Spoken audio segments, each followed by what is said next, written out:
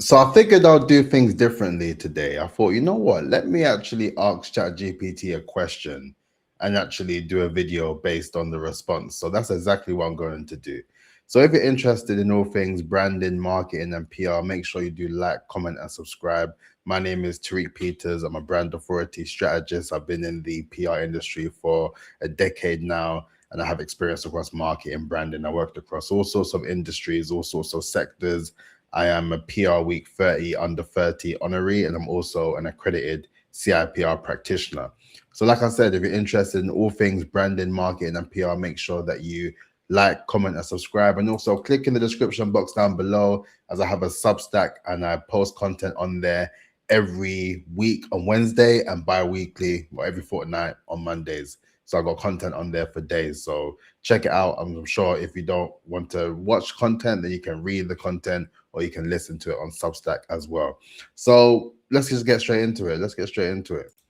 So I asked ChatGPT, based on everything you know about me, what universal laws and principles am I not fully utilizing that would work in my favor if I understood and applied them? And this is what it produced, right? So I'm going to go through each one, and honestly, stay around because these aspects of things is great. It's great stuff. I was looking at it thinking that is actually really insightful, and there's a lot of things that I will continue to refine within my own process of what I'm doing, building a seven-figure brand within 1,000 days. That is the mission and that's the objective. But incorporating these laws and principles are going to help me get there a lot more faster in the process. So stick with me and learn in the process as I kind of explain my thoughts and reasonings as to why these made it to the top 10. So let's go. So if we start with number one, let me remove this. Compounding is delayed, not steady. Success rarely grows in a straight, predictable way. You often work for a long time with little visible progress before the results accelerate. Stay committed long enough for the compound effect to take over. And you know me, I talk about the compounding aspect all the time. I talk about the aspects of documentation. I talk about the aspects of really putting yourself forward and just having an understanding of delayed gratification. None of these things are easy. If it was easy, then everyone would be doing the same thing, right? It will be easy for everyone. And that's the whole point. When you are ordained to do something and you actually have a insight into something that really makes you stand out, it's in your best interest to go forward for it, man. And in this process of, compounding is delayed, it's delayed for a reason. It allows you to be that person that you are always ready to be. You just had to work towards the progress of being that person, whether it was you becoming more resilient, more bold, less fearful, any of those things. You have to grow into that person that you're meant to become in order to do the things at that particular level. So more often than not, the aspects of delayed gratification is for you to be war ready when the situation arises and when you are put in a position where you are blessed with all these opportunities and you can actually handle it. And that's where I find it quite interesting in my process, to be fair. A lot of the stuff that I'm working on, I understand the process, it takes time. But with me, I'm a big believer of really overcoming your obstacles one day at a time and really identifying what your fears are and really going for it head on and really establishing what those fears are. So once you kind of nip it in the bud and you realize that you can actually do it, it's that proof of concept that keeps you going in the process as well. So that is a really good one. So first one, compounding is delayed, not steady. So number two, let's see what's the number two. Reputation compounds faster than revenue. Okay. Money follows trust. Build a reputation that makes people think of you before they need you. And revenue becomes a consequence rather than the goal. Right. And that one is powerful because I always talk about the idea of building a revenue generating brand. And like I say, on this channel, I got no time for vanity metrics. We don't do this on this channel. I talk about the way that you can incorporate PR, marketing, and branding within the aspects of you building your brand and your profile to generate revenue, to build a level of brand authority. And brand authority for me is your personal brand, your business brand, and your campaign brand. When you multiply those three together, that gives you a level of brand authority that makes you more visible and credible to your desired target audience. And based on that aspect of things, that is the telltale signs that you are building something that can generate revenue. You're building a personal brand based on a level of trust, right? Your business brand offers that level of credibility to showcase that you are the obvious choice and you can get the job done. And then the campaign brand allows you to showcase that in unique ways, in a way that can allow you to stand out. What is a way to build your personal brand alongside your business brand simultaneously. So once you do that and you're in the process of incorporating the flywheel of how you can start with your platforms and then you incorporate the level of synergy through your content and amplifying it through various different marketing initiatives, then it's a no-brainer that you will then convert that into revenue. But you just need to be in the process of understanding how important your reputation is. And also, I would say that you have to be mindful, because as hard as it is to build a reputation, it's easy for it to crash and burn, honestly. So you need to be really mindful and grounded in the process and realize that this is a lifelong thing when it comes down to building your brand and building a reputation that will allow you to generate that revenue over time. So that one is definitely important as well. So what's next? Number 3, the Matthew principle. So success attracts more success. Existing advantages such as credibility, media coverage, testimonials, and relationships create even more opportunities over time. And that part is true, because I believe that once you get in the habit of doing something and you do it effectively, you're just more known to be an expert or the obvious choice or the key person of influence in that particular thing.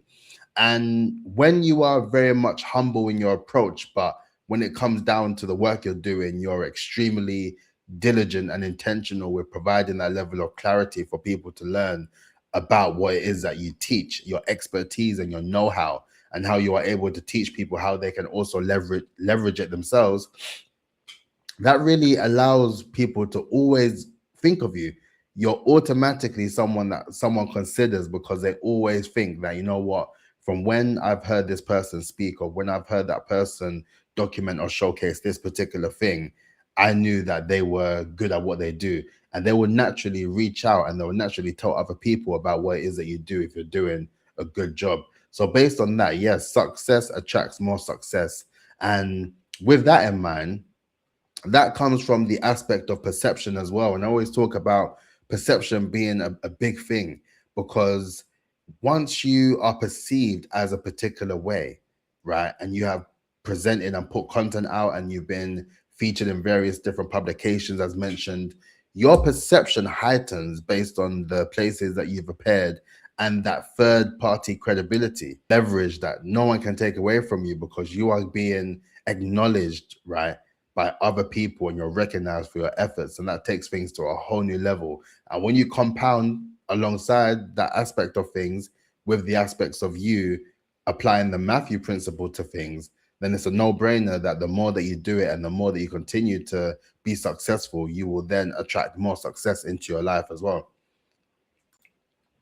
So number 4, network effects are exponential. Let me remove this.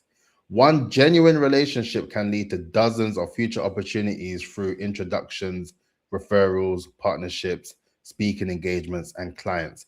Invest in people, not transactions. And for me, that is very much a big thing when it comes down to strategic partnerships. And I done a video not too long ago, really, and I was speaking about the aspects of, miracles and how they actually occur, and the idea of, people actually gravitating towards you. And I'm a big believer that miracles are within people, right? And with people, you need to network and connect with people and meet new people, and really establish yourself as someone who wants to learn from other people. That is a way that you attract opportunity through the lens of other people, because the more that you collaborate, the more that you showcase and show love to people, honestly, the more that it comes back to you. I'm a big believer in that. And through the process of building a network and establishing your network. That is the thing that is effective in the process of doing so. And if you kind of, lead the charge with everything being a transaction, then that isn't the thing that's going to have that level of longevity. And I think it's being able to build that level of healthy connections and networks with all various different people in different industries. It doesn't matter who it is, but just being a person that can meet and connect with everyone is an amazing thing to do, an amazing thing to preach, because once you get in the process of doing it, then you will always be liked and admired by others just on the basis of how you treat other people as well. So that part is incredibly important. So next we have number 5, trust transfers. So people borrow trust from those they already respect. Being endorsed, featured, or introduced by credible people allows their trust to become your trust, right? And I speak about that all the time when it comes down to that level of strategic partnerships and that borrow trust element. When you are collaborating with someone, right, especially if you're collaborating with someone with a completely different audience from you are in a process where you are borrowing their audience and you're borrowing that level of trust as a collaborative effort. And on the basis that it's a mutual exchange based on the value that you would provide and the value that will be provided by the person that you're collaborating with, that will then ensure that you are on the right level of building that level of credibility, shared credibility at that, with people who genuinely align with what you are doing and what you are building in real time. I would never recommend to just, borrow trust from someone that you actually don't gel with, or you don't actually believe in, or you don't actually enjoy the work they do or like what they do. I think it's something where you need to really be immersed in their world, to be fair. And I think that what is something that makes a fruitful collaborative effort and a great partnership in that side of things as well. And it's something that you have to build and work on over time. And that's why I'm a big believer of just giving people their flowers, and not because I'm doing it on the idea that I want to collaborate with them or anything, but I just want to show people that I appreciate what they do and I appreciate how they inspire me to take action every day as well. And if that does lead to opportunity, then that's all fair, that's cool. But ultimately it's just for me to just give people their flowers, man. I think it's important to give people their flowers at a time when everyone is working as hard as feasibly possible to change their lives. Everyone is in the journey of wanting to do better and be better. And in the process, I think it's good to acknowledge it and to just really give people their praise, man, and just acknowledge all their efforts in the time that they're really grafting and going through it. So I think through that aspect, trust being able to be transferable is important, but it needs to align, in my humble opinion. So next, number 6, specific beats broad. And that's something I had to learn the hard way, man. The clearer and more specific your positioning, the easier it is for people to understand what you do, remember you, and recommend you to others, right? And as mentioned, I worked in PR for a decade, right?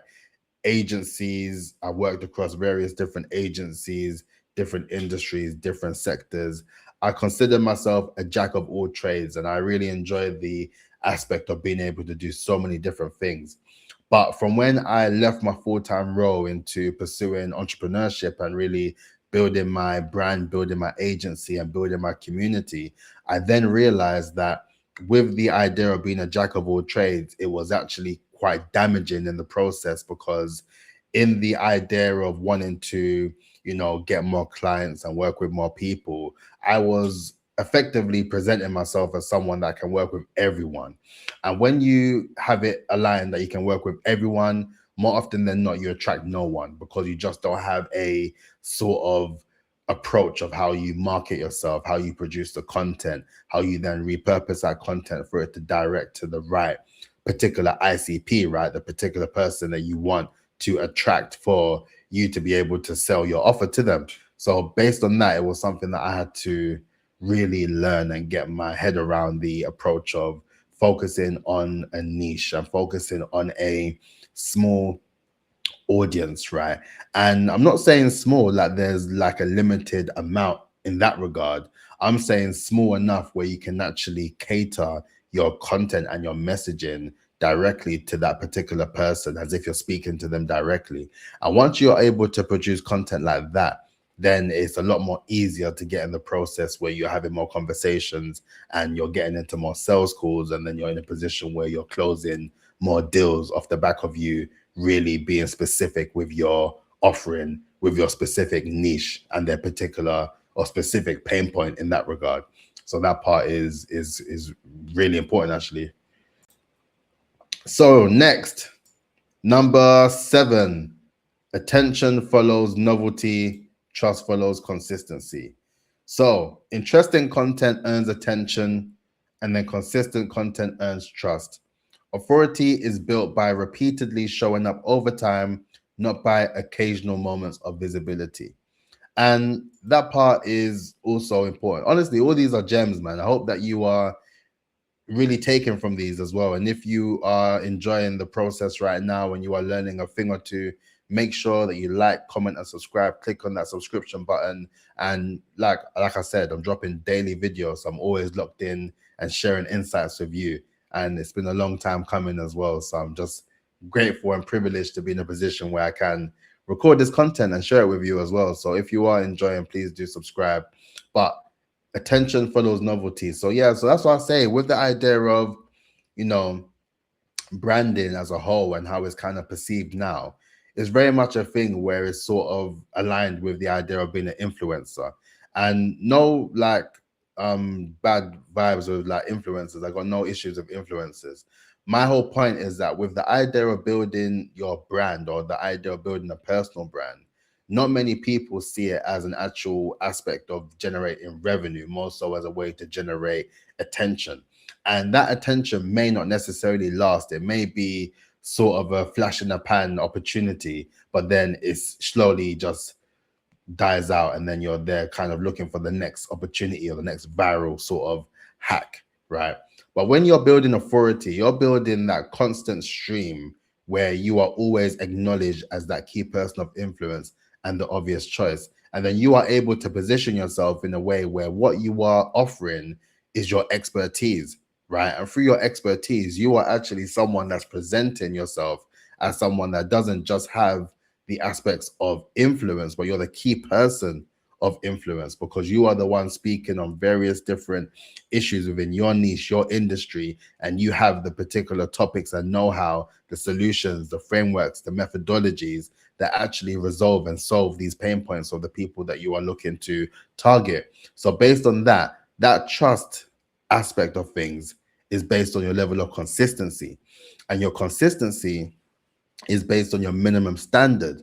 And if you don't know what your minimum standard is, I often say this with clients that you need to have a baseline of how much you post content, and you need to be honest and true to yourself as well. If you say you're going to post once a week, post once a week. If you say twice a week, twice a week. If you say you're going to post every single day for 1,000 days, do that. I wouldn't recommend it because it is a lot of time and effort. However, if that's something that you want to do because you want to make a mark or imprint in your life and what you're doing and your industry as a whole, then do it. But then ultimately, you need to do it in a way that aligns with your, your life. It needs to be something that is sustainable, something that you can do without burnout, without feeling like you can't continue. Because with that, it needs to be a constant stream. I believe it needs to be like a constant drumbeat, a pattern of you being able to present yourself as visible in the process, right? And with your campaign is when you can then develop that burst of activity when you are then looking to convert that attention into leads, right? If we're talking about business, if you're looking to convert that into leads and turn those leads into clients and turn those clients into revenue. So based on that, I think that that is an important principle to bear in mind as well. So we're nearly done actually. Next one, number 8, people buy certainty, right? So people don't buy the best option. They buy the option that gives them the greatest confidence, a clear process, proven framework, and predictable experience reduce uncertainty. And, when we get in the process of talking about the idea of objections, when a prospect says that they don't want to buy it, or they just have different objections, like I need to speak to my spouse, or I need to, I don't have the money right now, or any of those particular sort of objections that you may hear on a regular basis or often, whatever the case. The thing with objections is the idea that you have to consider that if you get a lot of objections, it's only because you haven't sort of pre-answered or pre-resolved or objection handled the situation before.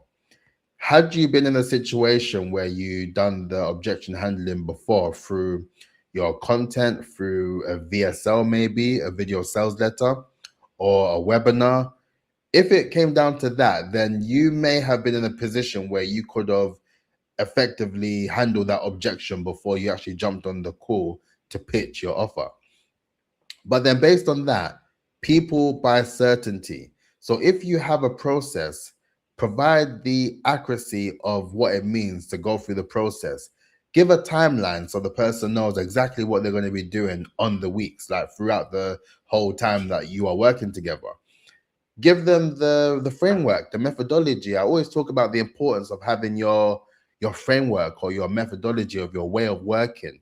And it's not just for the aspect of building your intellectual property, but it's also in the idea of you being able to have something that is memorable, something that people can see and identify, and they think, you know what, with this process, I understand it. I can see how this can help me. I'm more than willing to go through it because I can see the process in real time. And when you have that level of certainty and you have the content that can back it up and reinforce based on that, then that makes it a lot more certain that what you are doing makes sense and what you're doing works. And when you are someone that is able to be very much intentional with having a great level of certainty in your offers, in your product, in what you say, what you do, it all correlates. I do believe that certainty correlates throughout all areas of business, to be fair, from when you're doing the first sort of outreach to when you're actually closing the deal. I think certainty is carried across through the whole buying journey, which I think is incredibly important and something to bear in mind as well. So, number 9, identity beats goals. So goals define where you want to go. Identity defines who you become. Focus on becoming the type of person who naturally performs the behaviors that create the outcome. And you know what? That's probably the best one I've read so far, to be honest with you. Let me know in the comments if you agree. But the idea of your identity, right? And that's the thing. Identity is a mad one to me, and I'll explain why. You are in the process where you are always evolving and developing and refining your skills and becoming that person that you was always meant to be, right? But there are so many things in this world and this life, right, that are obstacles that are put in your way for whatever reason it may be. And it is our responsibility, it's your responsibility, and it's my responsibility to understand those obstructions, those obstacles, those hurdles, and be able to navigate, right? Whether we jump over them, whether we go around them, is about how we navigate through the obstacles of life. And through that, we then build our identity and we get more resilient, we get more stronger, we reduce the level of fear that we have for certain things. Like, honestly speaking, even me recording this content, I had to go through a identity shift in order to be someone who felt like I can speak on camera, that I can do content on YouTube. And in the grand scheme of things, it is crazy to think that, because a lot of the times I was scared, like honestly, I was so scared to be perceived in a certain way. I was scared to think of what people may think. I was scared to be on camera speaking. My lack of camera confidence made me feel that I don't have anything worth saying. I don't have anything that I could say that people would want to learn or people would want to listen to me. Like, why would they want to listen to me? All those sort of thoughts in my head are blockers. They're blocking my actual process of wanting to do better and be better and really lock in, right? Like I said. And interestingly, I was listening to Alex Amosi this morning. He dropped like a 4-hour podcast with someone. And then what he mentioned was quite interesting because he made the point known that it is the aspect of fear that could ruin you. And you have to position all of the things that can prevent you from being successful. You need to literally list them all down and identify those things as obstacles. And obviously, some things are going to be very much similar. Me and you may share the same list of things that are deemed as blockers or obstacles. But then you also have to be very intentional and you need to focus on those particular things that are specific to you. Anything in your life or your world that you feel is, not necessarily good for you, or you feel like is blocking you from wanting to do more, or it's kind of preventing you from getting the confidence to do a new thing or to try something out. List all those things out and use that as a way to identify those things as things that you do not want to be involved in, and you avoid them like the plague. You avoid them like the plague, and you position it where if these things are listed and they actually align with what is on my list, that is not for me. That is not for me, and that is not how I build my identity to get to the next phase in my life, right?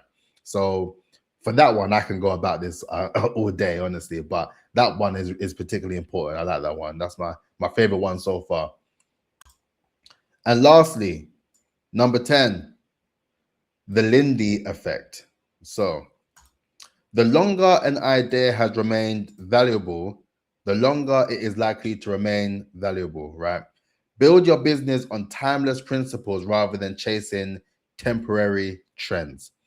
And I think that's a good one to end it off because, you know, we get caught up in, shiny object syndrome a lot, right?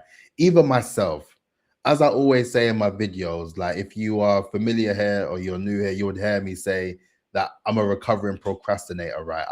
I have a hard journey of getting over that fact. And sometimes I feel myself drifting back into it. I need to kind of lock in and be like, no, I need to focus on getting away from that aspect of things, right? But then with that, sometimes I get caught up with these new tools or these new products or these new services that seem cool, and you get a chance to work with it and it's actually quite cool, but it takes away from what you're actually meant to be doing. It takes away from the high leverage activity that I need to be partaking in on a day to day in order to generate more interest and to really move the needle to generate more revenue for my business. And when I really thought about that, then I thought I need to really be mindful about the way that I build on the idea of longevity. And I talk about longevity a lot because with the idea of building a brand, especially a revenue generating brand, that process requires a aspect of you thinking long term. You need to think about longevity. You need to be thinking 5, 6, 7, 8 years, 10 years plus from where you are currently if you are looking to build a revenue generating brand, because you need to have all your ducks in a row as far as being able to maximize what you are building and being able to build systems and methodologies and frameworks that can ultimately become intellectual property, and being able to license said intellectual property and being able to build businesses that align with that methodology that you can eventually sell and exit for 7 figures, 8 figures. The world is, listen, it's limitless. It is about what you can do to ensure you have that longevity, because the more that you are building something with that level of longevity, the more profitable it will become. And when you think of that, then you then realize that with a revenue generating brand, you build it to continue to grow. It never stops growing. It always builds and builds and builds and builds and builds, right? And you have to kind of think of it as a tree per se. You allow your brand, right, to build. Your brand is the tree that builds. And as the branches grow out as well, and then it starts producing the fruit, The fruit is based on the various different branches that you produced, the branches of your personal brand, the branches of your business brand, the branches of your campaign brand. Those are all the brands and all the branches that will branch out into various different fields based on those three different types of brands. And as each brand bears fruit, right, as it has new sort of fruit that you are able to get from that, those are the profits. Those are the profits. You never cut the tree. You never cut the tree because you allow that to continue to grow and to flourish.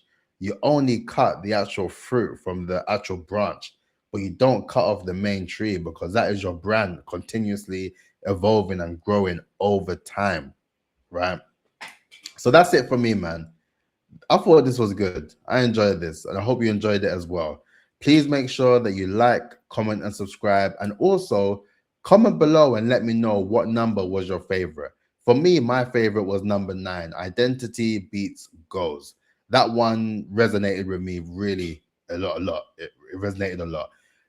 Let me know in the comments. Make sure that you like, comment, and subscribe. Let me know if you want me to do more of these actually, because this was actually quite interesting for myself as well, and it was quite interesting. And all of this, I suppose, was based on my sort of conversations I have with ChatGPT, for example. And I suppose with a lot of the things that I talk about and discuss on these AI tools, kind of putting out this content based on a couple of thoughts that I have is quite interesting. So, I'll do a couple more. I'll see what the sort of take up is. And if it's something that you like, you want to see more of, then I can definitely do some more. But in the meantime, please make sure that you like, comment, and subscribe, and I'll catch you tomorrow. Peace out. Look after yourself.